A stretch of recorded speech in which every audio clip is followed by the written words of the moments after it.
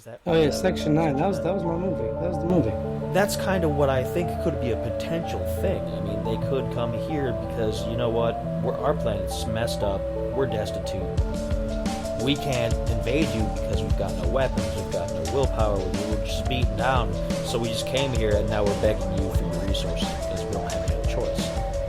Which is kind of like the invasion thing, but flipped, because then yeah, they still need our resources, but they can't just take them because they're in a rough, tough spot. They're at the point weaker than we are, and I'm not sure how we would feel about that. I think that would be a bit more shocking and surprising. Believe it or not, what you're talking about isn't possible, and I'll explain more of that. Let's say they're on our level, which what I found would indicate they're not, but I'll explain that as we go along. If they would end up bringing their own energy with them, how much of it can they reproduce?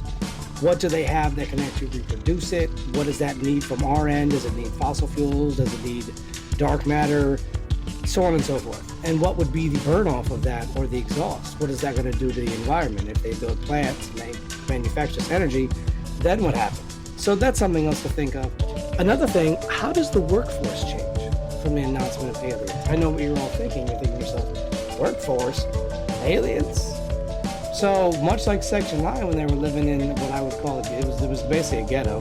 When they were living in the destitute area, you know, a lot of them didn't do any work. So what are they going to do here? Are they going to work? And if so, is it going to be, you know, are they already here? Now if they're already here in the workforce, then, you know, that is what it is. If they're already here, then the population is already what it is. Is this something that we're going to have to add more extraterrestrials to the labor force? Then what does that become? And are they going to work for Amazon? But like I said, how many are already here? How many have to arrive here?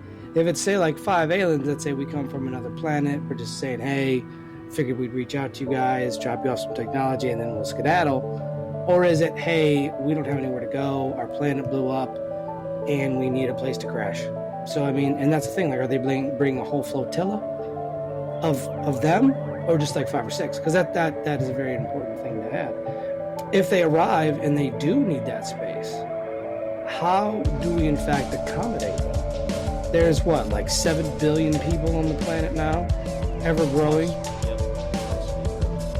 plus and growing, and not people like dying at a fast enough rate to equal a lot of things out. And I mean, I don't mean to say it like that, but you know, it's just statistically, not like statistically.